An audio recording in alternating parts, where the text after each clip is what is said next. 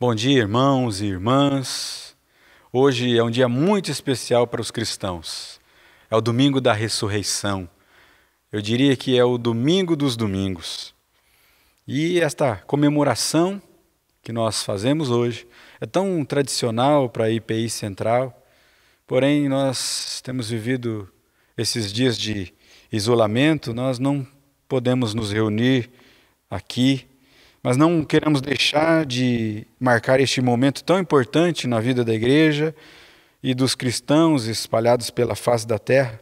Por isso eu convido a você, convocados pelo Senhor ressurreto, a prestar este culto em louvor a Deus pela ressurreição do nosso Senhor e Salvador Jesus Cristo. Para tanto, quero convidar você para que abra sua Bíblia comigo em 1 Coríntios, capítulo 15, do verso 1 ao verso de número 11 e depois o verso 17. 1 Coríntios, capítulo 15, do verso 1 ao verso de número 11, depois o verso 17. Irmãos, venho lembrar-vos o evangelho que vos anunciei, o qual recebestes e no qual ainda perseverais. Por ele também sois salvos, se retiverdes a palavra, tal como vô-la preguei, a menos que tenhais crido em vão. Antes de tudo, vos entreguei o que também recebi, que Cristo morreu pelos nossos pecados, segundo as Escrituras, e que foi sepultado e ressuscitou ao terceiro dia, segundo as Escrituras. E apareceu a Cefas e depois aos 12. Depois foi visto por mais de 500 irmãos de uma só vez, dos quais a maioria sobrevive até agora. Porém, alguns já dormem. Depois foi visto por Tiago, mais tarde por todos os apóstolos, e, afinal, depois de todos, foi visto também por mim, como por um nascido fora de tempo. Porque eu sou o menor dos apóstolos, que mesmo não sou digno de ser chamado apóstolo, pois persegui a igreja de Deus. Mas, pela graça de Deus, sou o que sou, e a sua graça que me foi concedida não se tornou vã. Antes trabalhei muito mais do que todos eles. Todavia, não eu, mas a graça de Deus comigo.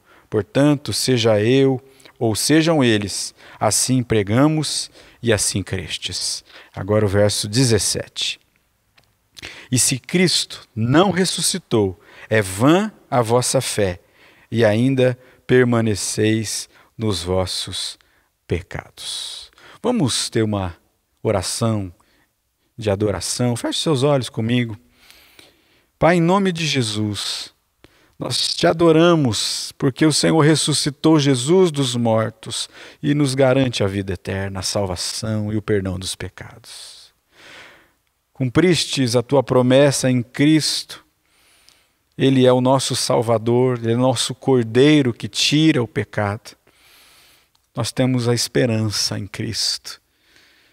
O Senhor ressuscitou, nós cremos e por isso te adoramos, porque o Senhor nos amou nele. Receba a nossa adoração, o nosso louvor e este culto em gratidão a Ti, em nome de Jesus. Amém. Vamos cantar? Nós vamos cantar adorando ao Senhor. Cante com alegria.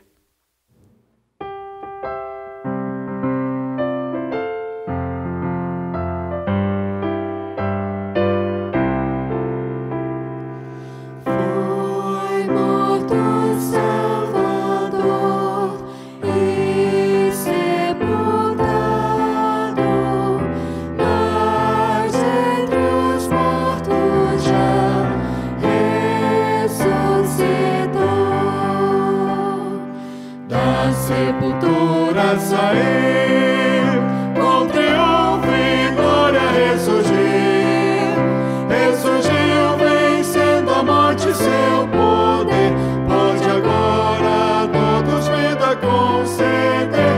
Ressurgiu, ressurgiu, aleluia, ressurgiu. Tomaram precaução com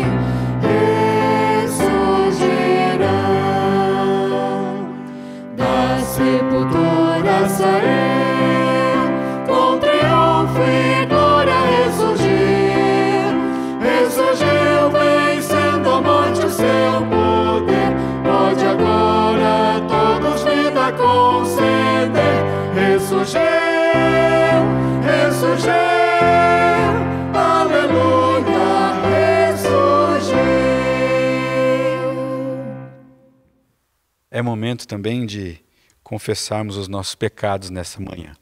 Eu quero que você leia comigo uma oração comunitária de confissão de pecados. Deus eterno, Tu ressuscitaste Jesus do túmulo e o coroaste Senhor de tudo. Confessamos que não temos nos submetido a Ele em todas as áreas de nossa vida.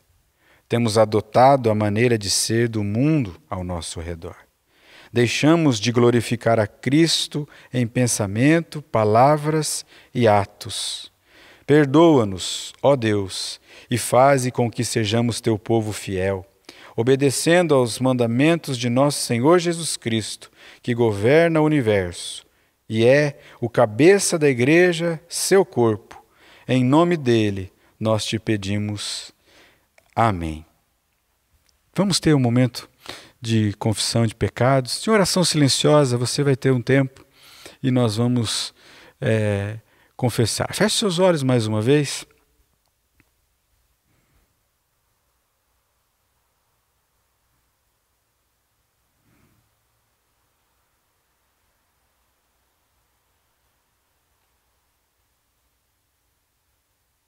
Amém. Vamos receber a declaração de perdão. Cristo veio para o que era seu e os seus não o receberam. Mas a todos que o receberam deu o poder de se tornarem filhos de Deus. A todos os que creem em seu nome, declaro que os seus pecados estão perdoados. Em nome de Jesus. Amém. Perdoados, pois, louvemos ao Senhor. Ao que está sentado no trono e ao Cordeiro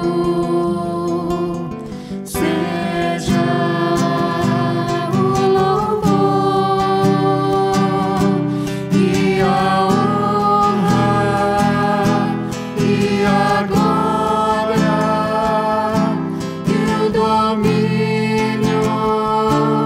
pelos séculos dos séculos. Amém. Está sentado. Ao que está sentado no trono e ao Cordeiro seja o louvor e a honra e a glória e o domínio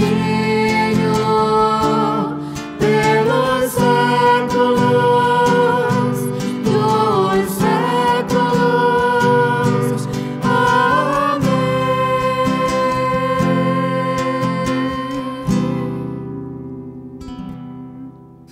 Meus irmãos e irmãs, a graça e a paz do nosso Senhor e Salvador Jesus Cristo seja sobre todos nós.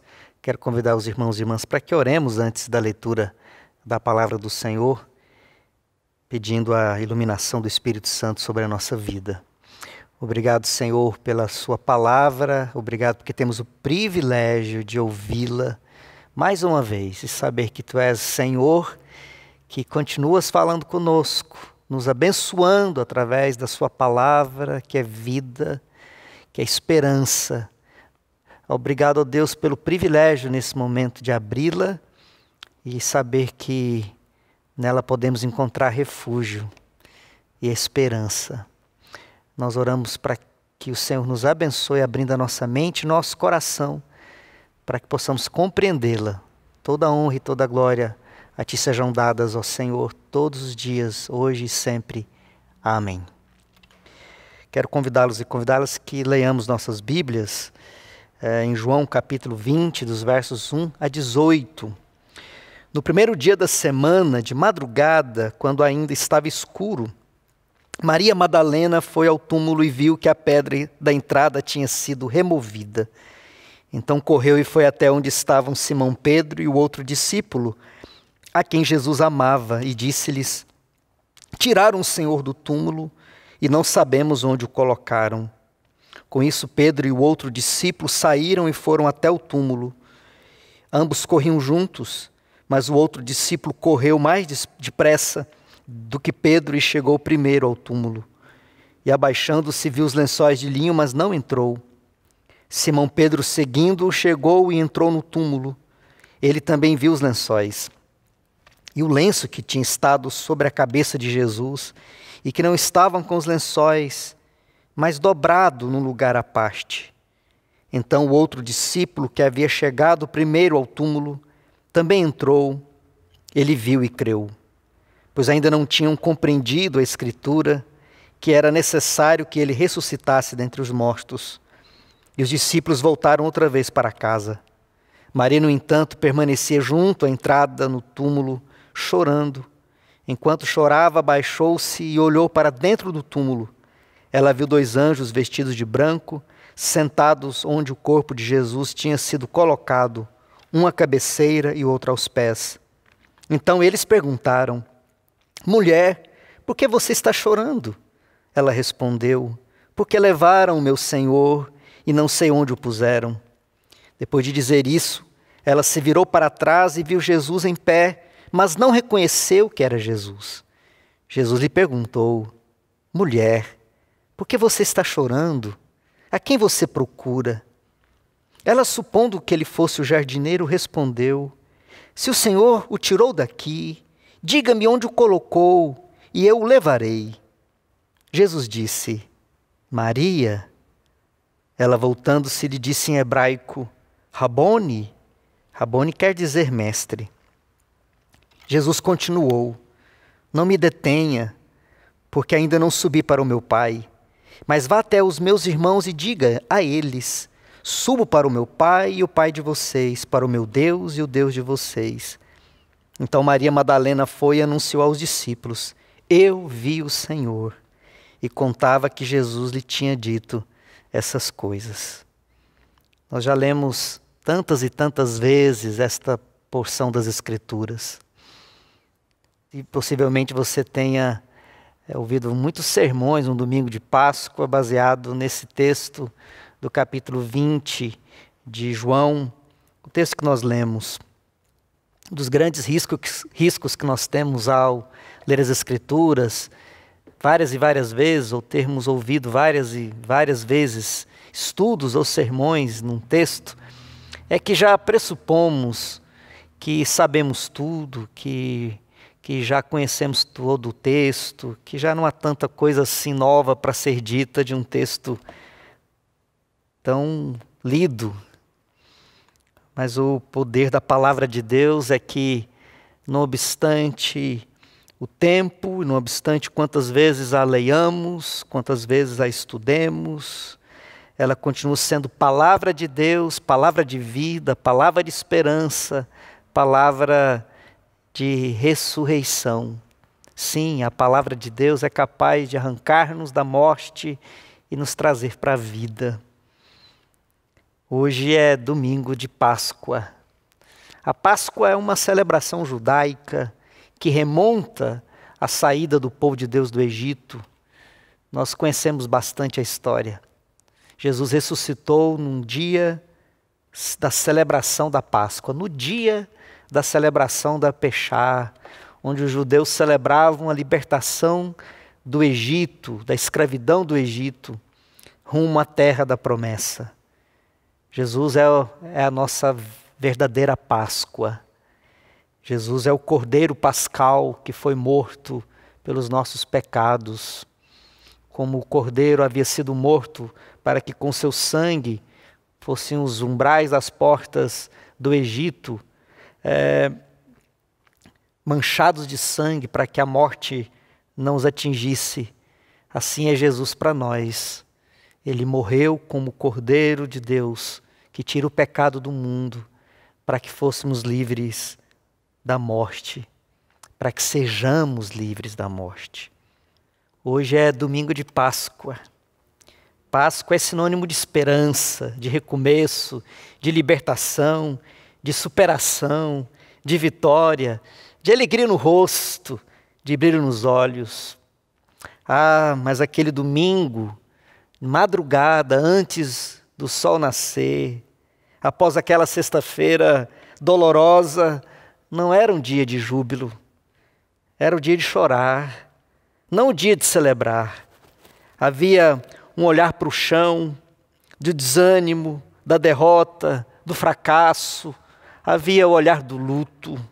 Havia no coração a dor da saudade, a mente habitada de lembranças do som da voz do Senhor Jesus, da imagem do seu sorriso, da candura dos seus gestos. Não é assim quando nós sepultamos os nossos entes queridos? Quando voltamos para casa depois do corpo ser abaixado na sepultura, voltamos com aquele silêncio que toma o ambiente e que ninguém tem coragem de abrir a boca para falar qualquer palavra. Parece que o ar está pesado, denso. Parece que o ar carrega todo o peso da angústia, da dor que exala da gente. Maria Magdala foi ao túmulo. Os evangelhos nos falam de mulheres que se dirigem ao túmulo para embalsamar o corpo de Jesus e perfumar o sepulcro. Aqui João parece se concentrar exclusivamente em Maria de Magdala. Não que não houvessem outras mulheres com ela. O próprio texto nos diz, nos informa que ela não estava sozinha. Pode ser que João estivesse querendo nos mostrar algo a respeito de Maria Madalena, que fosse muito importante para que nós, discípulos, hoje, agora, nesse nosso tempo, mas em todo o tempo da igreja, pudessem prestar muita atenção na sua relação com Jesus ressurreto. E é para essa história que eu quero convidar você. Eu quero chamar você para acompanharmos essa ida de Maria Madalena ao túmulo. Vamos tentar entrar nessa história, compreender essa história com o olhar dela, como ela compreendeu todos esses fatos, para que possamos também hoje sermos impactados pelo Evangelho e respondermos àquilo que Jesus espera de nós. O Evangelho de Marcos nos conta que nessa ida das mulheres havia uma preocupação, que era remover a pedra que estava colocada sobre a porta do sepulcro. O fato é que quando Maria Madalena se aproxima do túmulo, a pedra já está removida. E ela então corre e vai avisar os discípulos, João e Pedro e o discípulo a quem Jesus amava, do que havia acontecido. A sua corrida angustiante, a sua corrida é a corrida do medo, do desespero. Ela não sabe onde está o corpo de Jesus. Então ela avisa aos discípulos, Pedro e ao discípulo amado, que ela não havia visto o corpo de Jesus naquele sepulcro. Então ela supõe que o corpo de Jesus tenha sido retirado, roubado. E ela então diz, nós não sabemos onde o colocaram.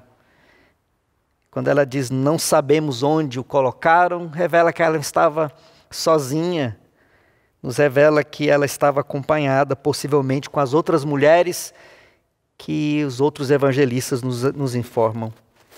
O fato é que a cena começa com a Maria Madalena, como se agora a cena mudasse e os discípulos, João e Pedro e o discípulo amado entram em cena. Quando nós olhamos para esse texto, é um drama cheio de movimento. Tem gente correndo para todo lado. Maria Madalena e as outras mulheres correm para avisar os discípulos. Agora, Pedro e o discípulo amado correm em direção ao túmulo. E nos diz o texto que o discípulo amado, chegando, viu os panos que cobriam a cabeça de Jesus, que estavam colocados ao lado, dobrados, e creu. E depois dessa visão, que nos conta que o discípulo amado havia visto a cena e crido, eles voltam para junto dos outros discípulos. Pedro e o discípulo amado retornam. O que será que eles conversam? O que será que eles falam nessa conversa até chegar ao lugar onde estavam os outros discípulos? O texto nos informa que eles estão confusos, eles ainda não tinham compreendido, verso 9, o que a Escritura havia ou informava a respeito da ressurreição de Jesus dentre os mortos.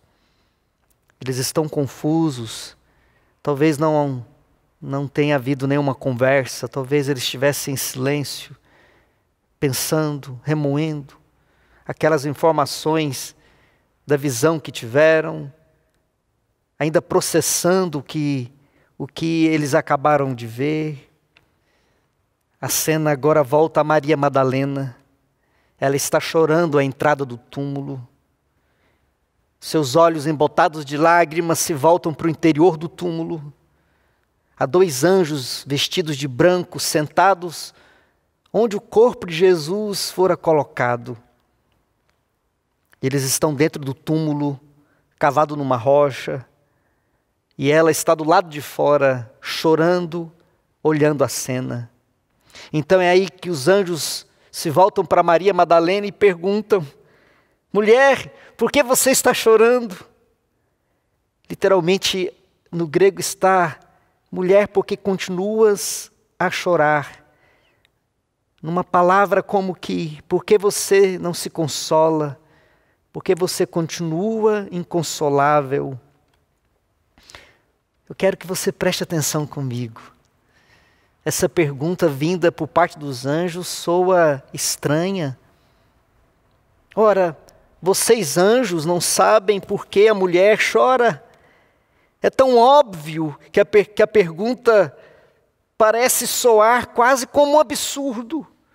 É tão óbvio o fato dela estar chorando, que a pergunta dos anjos soa à primeira vista absurda. Eu não sei quanto a você, mas a minha impressão é que esses anjos ou estão com algum problema de comunicação, ou eles estão fazendo uma pergunta que não podemos encarar como se fosse assim tão óbvia. Então eu prefiro ficar com a segunda parte, com a segunda opção. A pergunta não é assim tão óbvio. Por que eles então fazem a pergunta para a mulher? Mulher, por que choras? Por que continuas a chorar? Por que estás assim tão inconsolável? Você anda chorando por qual motivo? Será que essa pergunta dos anjos a Maria Madalena não é a pergunta que nós também devemos enfrentar em toda a nossa existência? Por que choramos? O nosso choro pelas perdas materiais, será que não revelam o poder que os tesouros desse mundo exercem sobre nós? O nosso choro pelas perdas emocionais não revela a nossa distorção do amor? Então, não devemos chorar? Nós não devemos chorar? Chorar é errado, alguém diria. Claro que não. Jesus chorou quando Lázaro morreu. E o texto do Evangelho segundo João, capítulo 11, nos conta que Jesus chora quando sabe ou é informado da morte de Lázaro. Mas ora, o Senhor Jesus vai ressuscitá-lo dentre os mortos. Por que então Jesus chora diante da morte? Jesus chora porque é humano. E humanos choram com a tragédia da morte, com a dor da morte, com o sofrimento, com as perdas. Vivemos dias em que a televisão nos conta todos os dias a quantidade de mortos das últimas 24 horas pelo Covid, no nosso país e no mundo. Corremos o risco de nos acostumarmos com os números, com as estatísticas. Mais 133, mais 200, mais 1000, mais 100.000. Quando falamos de algumas tragédias do nosso mundo, como a Guerra Civil de Ruanda, mais de 1 milhão de mortos. nos acostumamos com a morte. Jesus nos ensina ao chorar, que quando olhamos para a morte nos devemos acostumar. A questão não é se o choro é pecado, é errado, mas se pecamos chorando pelo motivo errado. Maria chora por quê? Porque ela sente saudade da presença física de Jesus? Chora porque se sente egoisticamente que Jesus é propriedade dela, é dela? Será que é por isso que o texto do Evangelho de João nos diz que ela fala: onde colocaram o corpo do meu Senhor?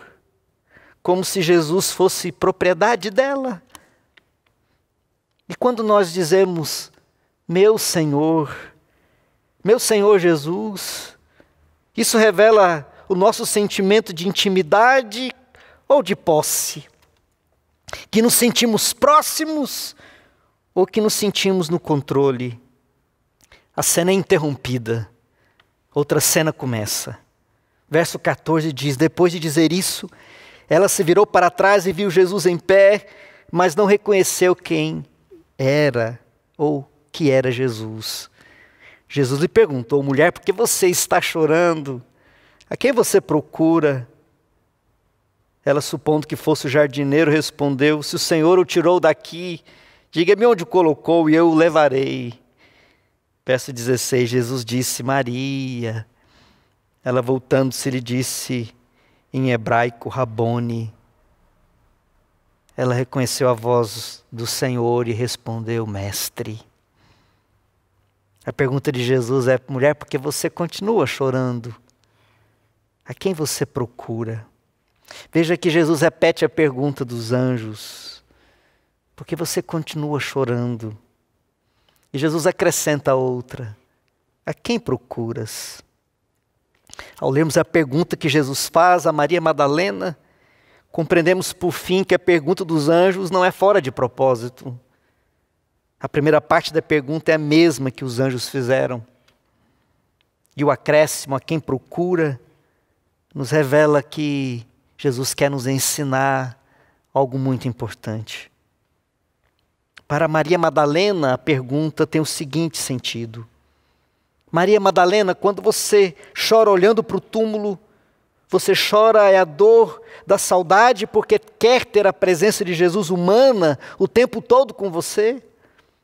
Quando você está procurando por Jesus, que Jesus você está querendo, Maria Madalena? As perguntas de Jesus também são as perguntas para o nosso coração. Por que ou por quem nós choramos? Pelo que e por que nós procuramos? O certo é que Maria Madalena precisa se dar conta que seu relacionamento com o Cristo ressurreto nunca mais será da mesma maneira. Jesus disse: Maria, e ela voltando disse: Rabone. E Jesus continuou: não me detenha, porque ainda não subi para o meu Pai, mas vá até meus irmãos e diga a eles: subo para o meu Pai e o Pai de vocês, para o meu Deus e o Deus de vocês. Ela reconhece a voz de Jesus quando ele a chama pelo nome. É isso que João já nos conta, capítulo 10 do Evangelho, quando Jesus diz que ele é o bom pastor e as ovelhas ouvem a sua voz e seguem. Jesus nos chama pelo nome para seguirmos, para ouvirmos a sua voz e o seguirmos. E o verso 17 nos mostra uma palavra de Jesus muito curiosa. Jesus diz para Maria Madalena: não me detenha. Veja que quando se trata de Tomé, nos versos 24 e 19 do mesmo capítulo, Jesus fala para Tomé: Tomé, coloque aqui o teu dedo, põe a mão. Por que Jesus pede a Tomé para tocá-lo e diz para Maria Magdalena: não me detenha? Eu quero que você preste bastante atenção nas palavras aqui. Deter e tocar, deter e colocar o dedo, colocar a mão é muito diferente. Deter é estender a mão para pegar, segurar, manter preso. Tocar é estender a mão para sentir. Deter é ato de posse, é ato de controle. Tocar é ato de sentir, é tato. No primeiro caso, não me detenha, é porque possivelmente Maria Magdalena está querendo abraçar aos pés de Jesus, prendê-lo, detê-lo. No segundo caso, era para que os discípulos tocassem para comprovar que era o próprio Jesus, o Jesus que havia passado pela cruz. Maria Madalena precisa aprender uma nova forma de se relacionar com Jesus. Ele ressuscitou, não pode ser mais detido. Sua presença não é apenas um privilégio de Maria ou dos 12 discípulos. Ele ressuscitou para ser Senhor de todos aqueles que o invocam em todos os lugares do mundo, em todo o tempo, em qualquer momento, em qualquer situação. Senhor daqueles que Ele chama pelo nome, aqueles que o ouvem e o seguem, as suas ovelhas que ouvem a sua palavra e o buscam, as guardam, as amam e as obedecem. Esse que agora ressurreto é Senhor, cuja presença estaria com todos, em qualquer lugar, em qualquer momento, em qualquer situação.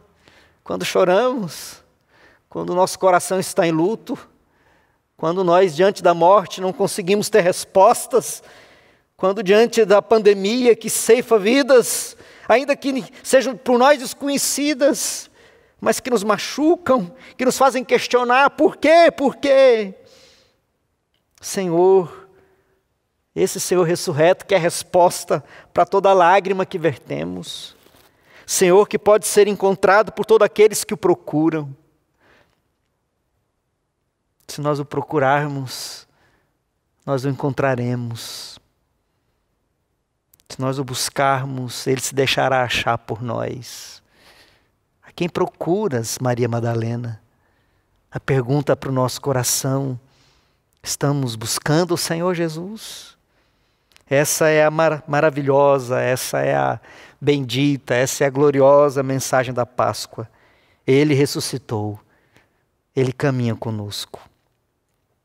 Nem sempre na vida podemos escolher o que ver, mas podemos escolher no que concentrar a nossa visão.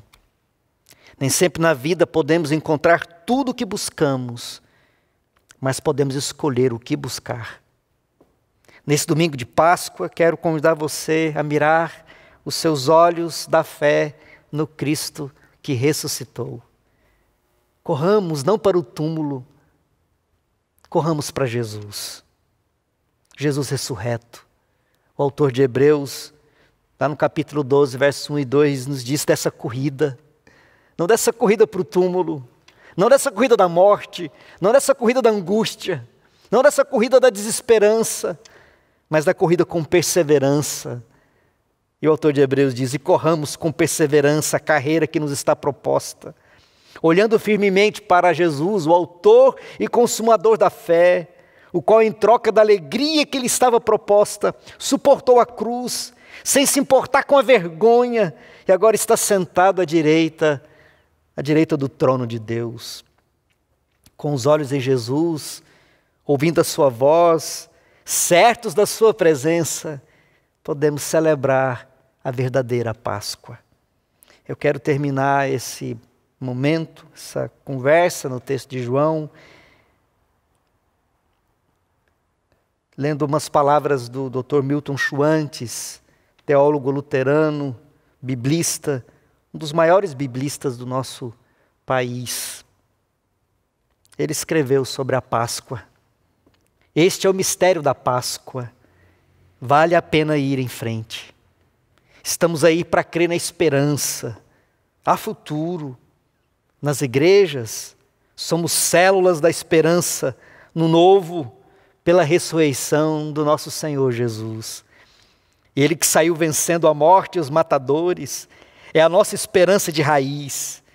Igreja não é necrotério, igreja é berçário. A igreja celebra o nascimento da esperança.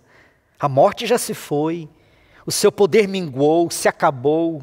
Estamos eleitos para caminhar rumo aos horizontes. Jesus nos doou olhos para ver longe.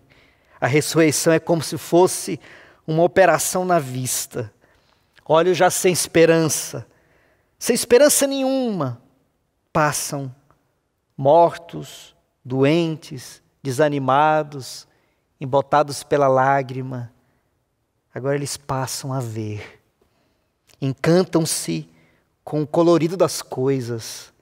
Voltam a crer em si mesmos, a crer nas pessoas próximas, a crer no horizonte, a crer na esperança, a crer na vida, a proclamar a vida. Vamos orar? Bendito Senhor, nós te bendizemos, te adoramos nessa manhã. Obrigado, bendito Senhor, porque Tu és nossa esperança. Obrigado, ó Deus bendito, porque nos ensinas na Tua palavra que devemos olhar para Ti. Cristo ressurreto, nossa vida, nossa esperança. Abençoe-nos, ó Deus bendito, para que essa mensagem da verdadeira Páscoa não seja apenas mensagem bonita para o nosso coração, seja mensagem de vida para vivermos, para erguermos os nossos olhos, para enchermos o nosso coração de esperança, para sairmos como proclamadores dessa vida verdadeira, dessa vida abundante, dessa vida que sabe que a morte não tem a última palavra. Ele ressuscitou. Que essa palavra seja palavra de esperança para o nosso coração e palavra de esperança para esse mundo cambaleante, desse mundo que chora olhando para o túmulo, porque não conhece o ressurreto. Que sejamos nós portadores da esperança da ressurreição, aqueles que chamam esse mundo a tirarem os olhos do sepulcro, tirarem os olhos da morte. E só podemos fazer isso porque olhamos para Jesus ressurreto, que venceu a morte. É por isso que nós temos esperança. Ele ressuscitou, ressuscitaremos com Ele. Dá-nos a Tua bênção nessa manhã. Faz-nos celebrar essa Páscoa nesse dia e sermos proclamadores da esperança e da ressurreição, como Maria Madalena, depois do encontro com Cristo ressurreto, foi chamado para ser, foi chamada para ser. Que assim sejamos também nós, responsáveis de sair proclamando essa esperança, compartilhando essa esperança, para a glória de Jesus, hoje e sempre. Amém.